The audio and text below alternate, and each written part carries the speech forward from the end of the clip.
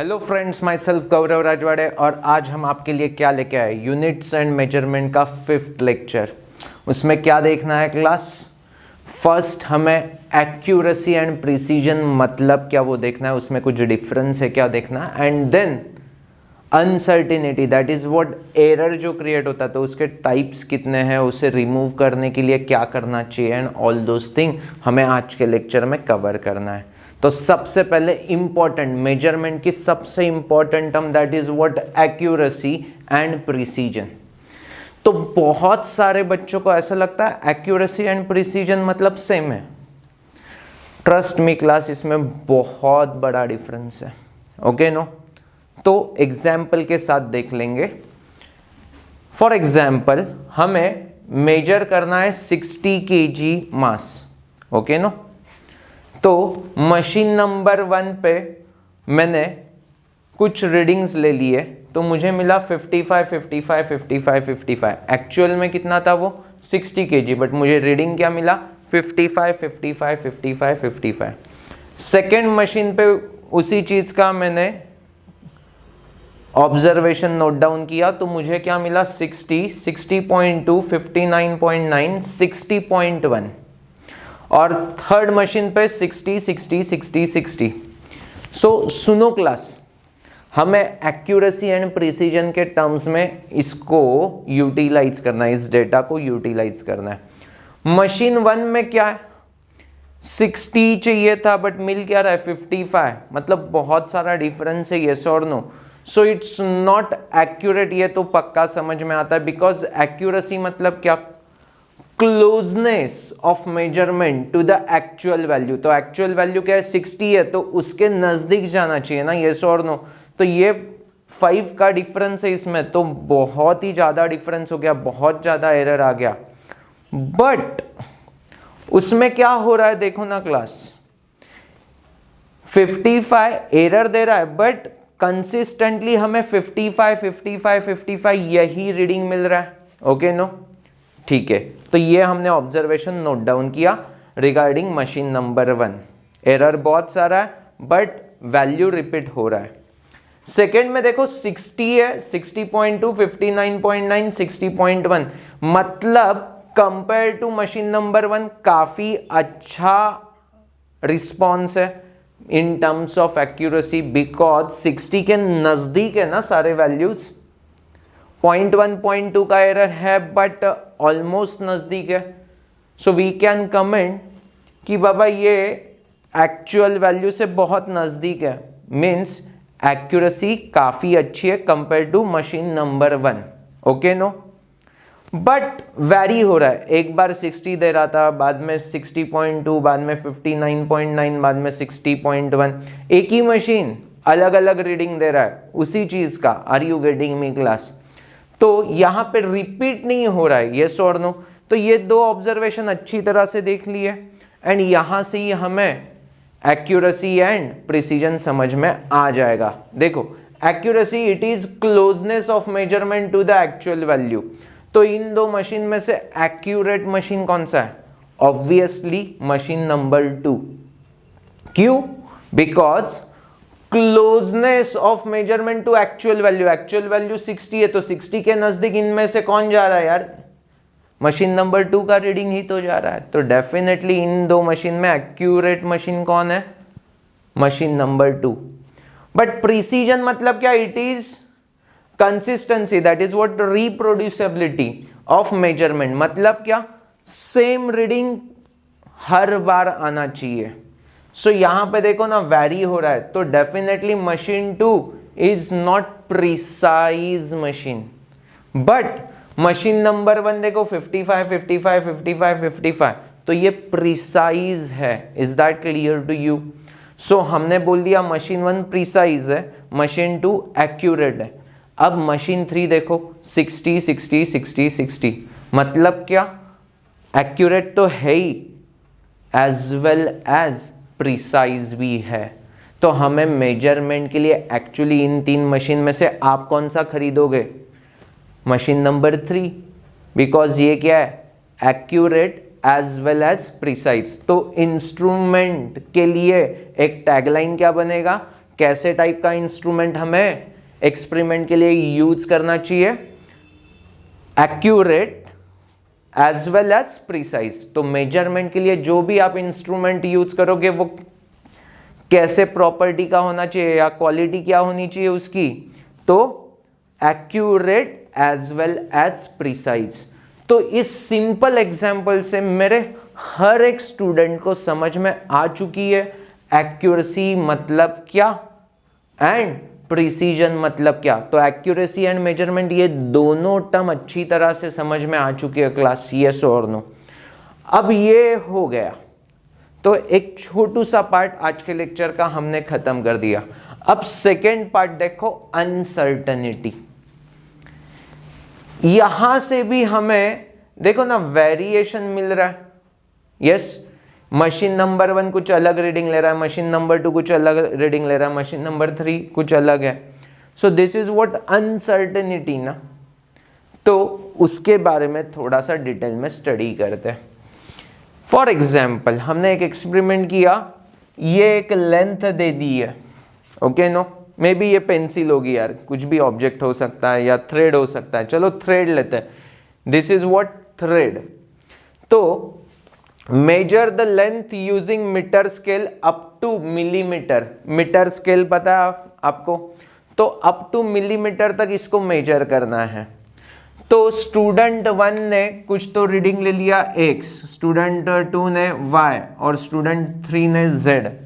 तो ये same reading नहीं आया, ओके नो, अलग अलग आया। समटाइम्स इट में पॉसिबल कि 2 बच्चों को सेम रीडिंग आ गया, बट पॉसिबिलिटी अलग अलग, माइनर छोटू छोटू सा डिफरेंस होगा, 1 mm का होगा, 0.5 mm का होगा, बट डिफरेंस होगा। Is that clear to you?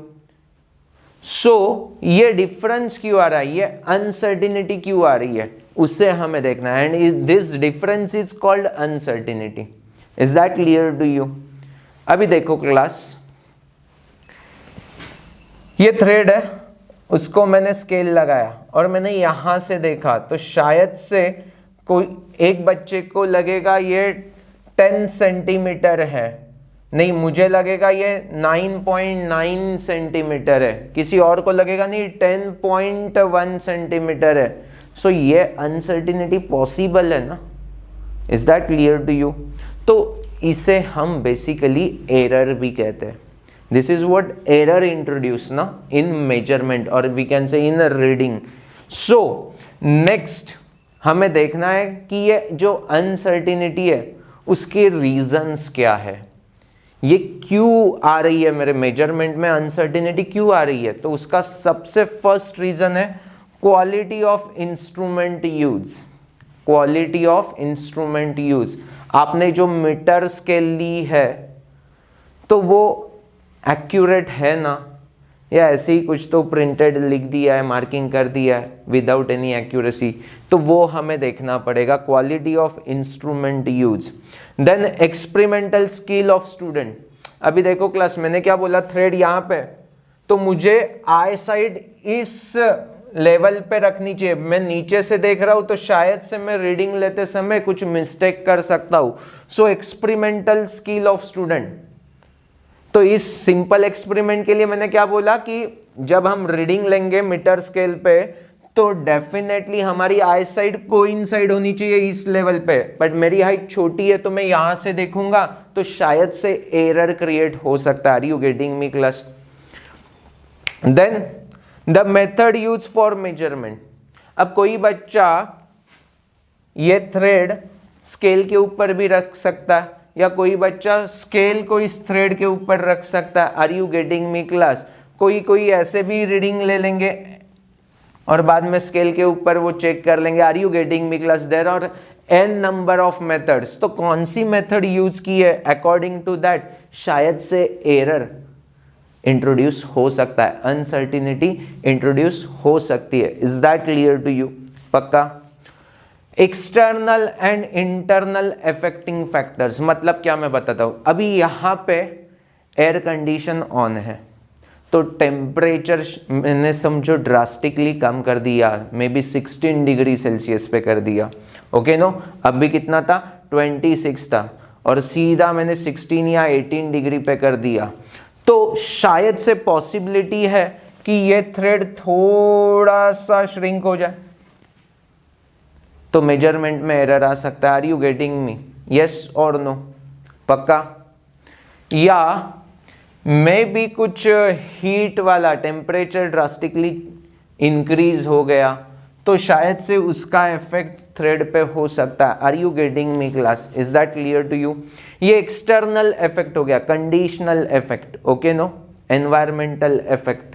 But internal भी तो हो सकते हैं ना class.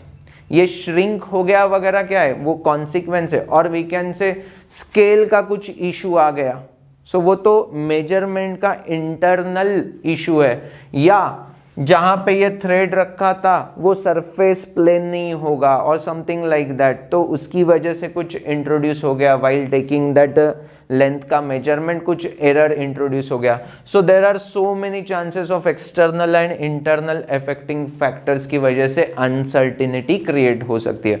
So these are what reasons for uncertainty. अब ये अनसर्टिनिटी दैट इज व्हाट हमने क्या बोला, एरर। तो अभी इस मोमेंट के बाद हम पूरा फोकस कर लेंगे एरर इस टॉपिक के ऊपर। तो एरर को पहले डिफाइन कर लेते हैं। फॉर एग्जांपल देखो ना क्लास, यहाँ पे मेजरिंग वैल्यू क्या था 60 और मुझे क्या मिला 55। तो मेजरिंग वैल्यू और हमें ऑब्जर्व वैल्यू, इनमें का difference is what my error. So error को कैसे डिफाइन करेंगे, the difference between measuring value and true value. Measuring value and true value, measure करने के बाद क्या मिला ये, और ट्रू वैल्यू क्या था 60। सो इनमें का difference is what, error. Is that clear to you? अच्छी तरह से समझाए? पक्का क्लास? अब एरर को हमें क्लासिफाई करना है, तो मेनली वहां पे दो ग्रुप्स आते हैं। First systematic error, first systematic error, and दूसरा random error. Systematic error and random error. तो ये पूरा थ्योरेटिकल एस्पेक्ट है क्लास। अब बुक में भी थोड़ा सा ग्लांस मार लोगे तो आपको ये सब समझ में आ जाएगा। इसके ऊपर कुछ क्वेश्चन नहीं पूछा जाता, बट हमें पता होना चाहिए 11 के एग्जाम में अगर पूछ लिया तो हमें लिखने आना चाहिए, that is what requirement. Otherwise इसमें का कुछ नहीं कॉम्पिटिटिव पॉइंट ऑफ व्यू से पूछेंगे, बट इसके नेक्स्ट वाला जो टॉपिक है वो बहुत इंपॉर्टेंट हो जाएगा। तो देखो यहाँ पे सिस्टमैटिक एरर में क्या क्या टाइप्स आता है क्लास। इंस्ट्रूमेंटल एरर जो कांस्टेंट होता है। फॉर एग्जांपल देखो, वेइंग मशीन पे आप डॉक्टर के पास चले जाते हो, आपके फैमिली डॉक्टर, एंड वहां पे पहले डॉक्टर क्या पूछते हैं, वेट करो। तो वेट करते समय हमें दिखता है हमने अभी तक टच भी नहीं किया वेइंग मशीन को, बट फिर भी वो 0.5 kg या 1 kg ऐसा रीडिंग दिखा रहा है। So that is what, instrumental error, और we can say constant error. तो मैं अगर ऐसा खड़ा हो गया उस वेइंग मशीन के ऊपर एंड वहां पे मुझे दिखा 64 kg, तो डॉक्टर क्या बोलेंगे, आपका वेट कितना है 63 kg। क्यों? बिकॉज 1 kg का कांस्टेंट एरर था ना, तो वो उन्होंने माइनस कर दिया। Are you getting me class?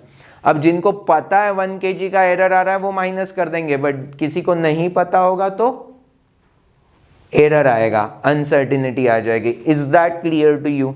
अच्छी तरह से समझाया क्लास? पक्का? नेक्स्ट क्या है, error due to imperfection in the experimental techniques. Error due to imperfection in experimental techniques. तो यहां पे हमने ये सब डिस्कस किए ना रीजंस, उसमें ये भी तो हमने डिस्कस किया। इनपरफेक्शन इन एक्सपेरिमेंटल टेक्निक्स, मैंने यहाँ पे आपको एग्जांपल क्या बताया था, रीडिंग कैसे देख सकते हैं। देखो फॉर एग्जांपल वेइंग मशीन नीचे होता है और मैंने कोइंसाइड होके अगर नहीं देखा, कुछ एंगल में से रीडिंग देखा, तो शायद से वो रीडिंग रॉन्ग आ सकता है। 64 की जगह मुझे 64.5 या 63.5 ऐसे एंगल में दिखेगा ना, तो मुझे कोइंसाइड होना बहुत जरूरी है while taking readings. Is that clear to you? या मेरा वेट चेक करे तो मैं स्ट्रेट देखना बहुत जरूरी है। समटाइम्स व्हाट हैपन के जिसका वेट मेजर करना होता है वो आदमी भी नीचे देखता है, तो उससे क्या होता है, डाउनवर्ड फोर्स ज्यादा लगेगा ना। येस और नो क्लास?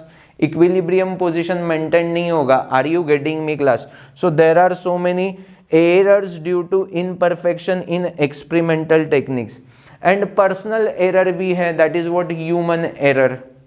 जैसे हमने पैरेलैक्स एरर बोला, यस और नो, व्हाइल टेकिंग रीडिंग हमें रीडिंग बहुत ही प्रॉपर मैनर में लेना जरूरी है। फॉर एग्जाम्पल हम हाइट को मेजर कर रहे हैं तो हम क्या करते हैं, हेड को वो स्केल लगा देते हैं एंड चेक करते हैं। ऐसे नहीं यार, स्केल वो फ्लैट रहेगा तो ठीक है, ऐसे और ऐसे हो जाएगा तो एरर आ जाएगा, that is what human error. So systematic error में क्या आएंगे, instrumental error, error due to imperfection in experimental techniques and personal error. और रैंडम एरर मतलब क्या, तो ये सारे errors, external and internal affecting factors. For example atmospheric changes हो गए तो रैंडम एरर इंट्रोड्यूस हो सकता है। Are you getting me class? Is that clear to you? या कंडीशन जो फेवरेबल चाहिए उसमें कुछ चेंजेस आ गए, रूम के जो भी कंडीशंस है एक्सपेरिमेंट के लिए फेवरेबल कंडीशंस, वो चेंजेस हो गए तो भी रैंडम एरर आ सकते हैं। Is that clear to you? Is that absolutely clear to you? So हमें एरर थोड़ा थोड़ा इंट्रोड्यूस हो चुका है। अब एरर को मुझे क्या करना है, एरर हमें बढ़ाना नहीं है, एरर क्या करना होता है, हमें मिनिमाइज करना होता है, तो हमारा मेजरमेंट एक्यूरेट हो सकता है, यस और नो।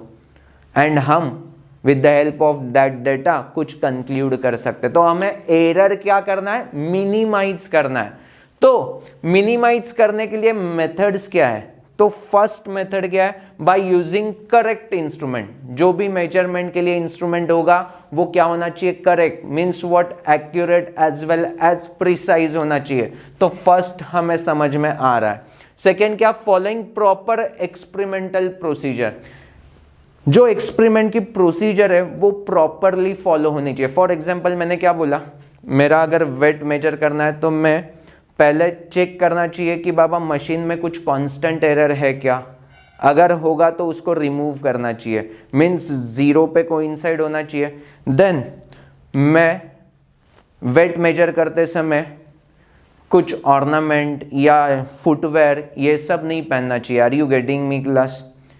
तो वो रिमूव करना चाहिए, that is what second instruction. बाद में मुझे स्ट्रेट देखना चाहिए और बॉडी स्टेबल रखनी चाहिए, ओके नो, जोर नहीं देना है या नीचे नहीं देखना है। Are you getting me class? उससे वेट मेजरमेंट पे इफेक्ट होगा, मे बी पॉइंट से इफेक्ट होगा बट होगा जरूर। तो these are what different instructions ना, या प्रोसीजर ना, एक्सपेरिमेंटल प्रोसीजर है, वो फॉलो करना चाहिए तो ही हमारा मेजरमेंट क्या होगा, मिनिमम एरर होगा उसमें। तो ये मैंने आपको वेइंग मशीन का बहुत ही सिंपल एक्सपेरिमेंट बता दिया। इन दिस फैशन बहुत सारे फिजिक्स के एक्सपेरिमेंट होंगे, उसमें भी प्रोसीजर होती है। फॉर एग्जांपल आप लैब बुक देखोगे फिजिक्स का तो उसमें आपको एक्सपेरिमेंटल प्रोसीजर मिलती है, तो वो प्रोसीजर प्रॉपर वे से फॉलो करना बहुत ज़रूरी है। किस चीज़ के लिए, मिनिमम एरर करने के लिए। थर्ड क्या है, रिमूविंग ह्यूमन एरर। तो जितना हम सेंसर्स वगैरह यूज कर सकते हैं फॉर रीडिंग, फॉर मेजरमेंट, तो उससे ह्यूमन इंटरफेरेंस और ह्यूमन एरर मिनिमम हो जाएगा। Are you getting me class? Is that clear to you?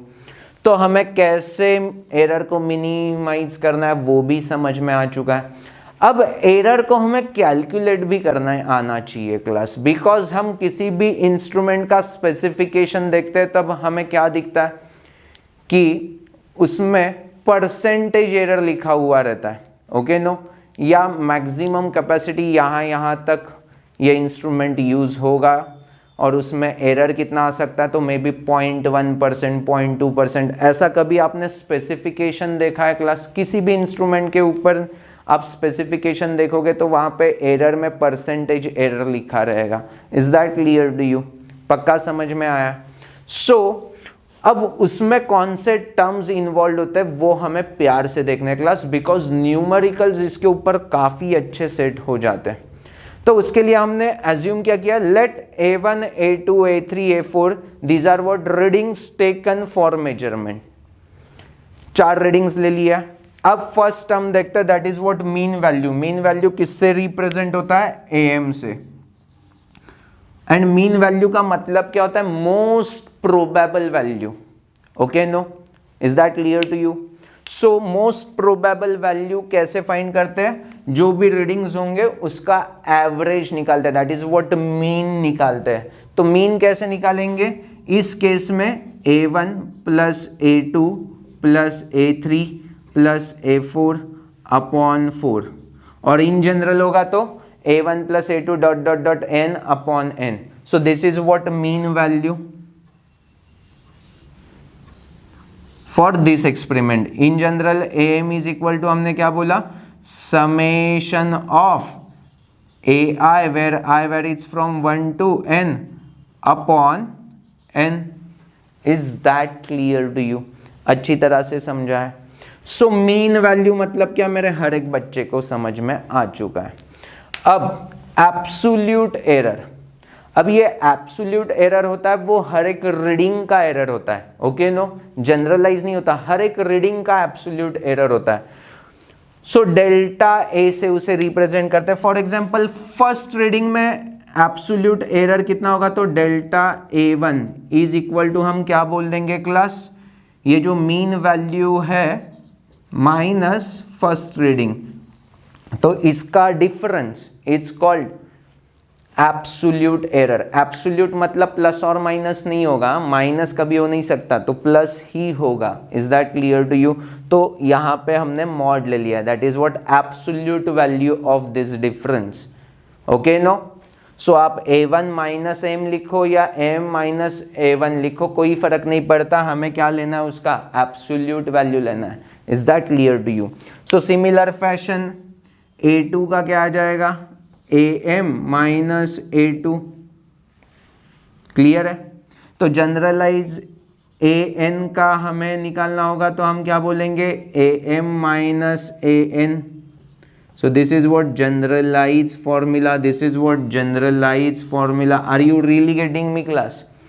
तो हमें दो टर्म अब समझ में आ चुकी है, मीन वैल्यू क्या होता है एंड एब्सोल्यूट एरर क्या होता है। अब मीन एब्सोल्यूट एरर, अरे काफी सिंपल है बाबा। देखो जैसे यहाँ पे रीडिंग्स थे तो उसका मीन कैसे निकाला? Addition upon total number. तो यहाँ पे मीन एब्सोल्यूट निकालना है तो हम क्या बोलेंगे? उसको डेल्टा AM लिख देंगे, that is what delta A1 absolute error in first reading plus absolute error in second reading plus absolute error in third reading plus absolute error in fourth reading upon 4। That's it.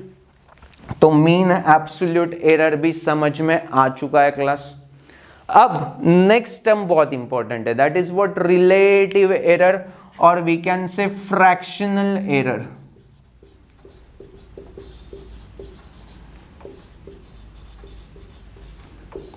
तो उसे कैसे define करते हैं? Relative error is nothing but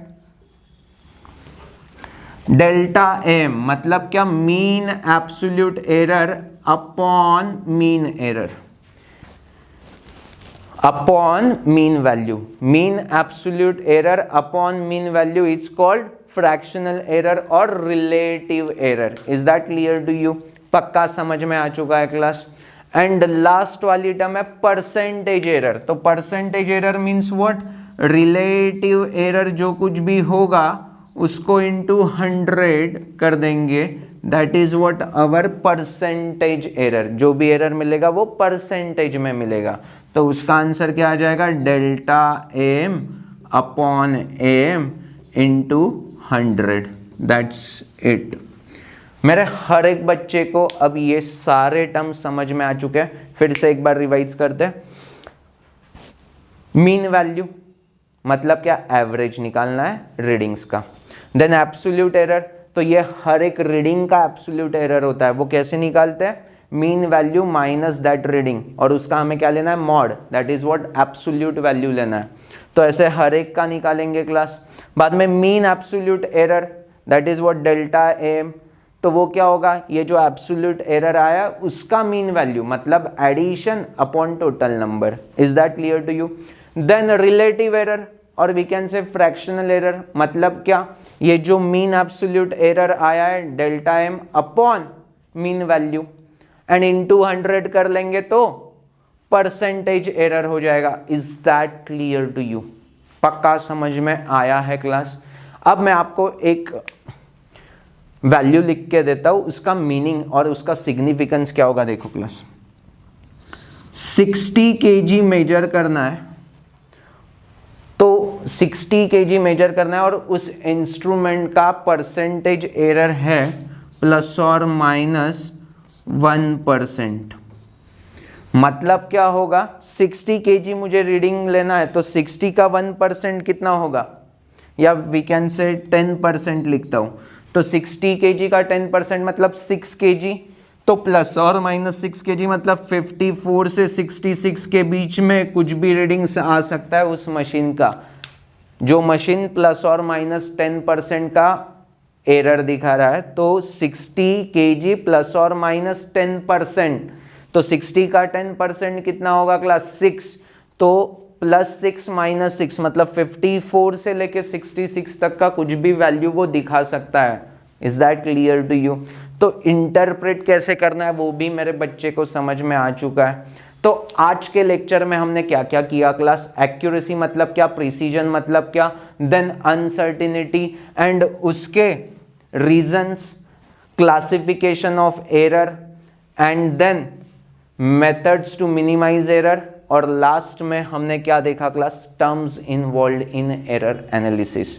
so hopefully मेरे हर एक बच्चे को ये सारी डिटेल अच्छी तरह से समझ में आ चुकी है। So thank you for watching this video. Bye bye.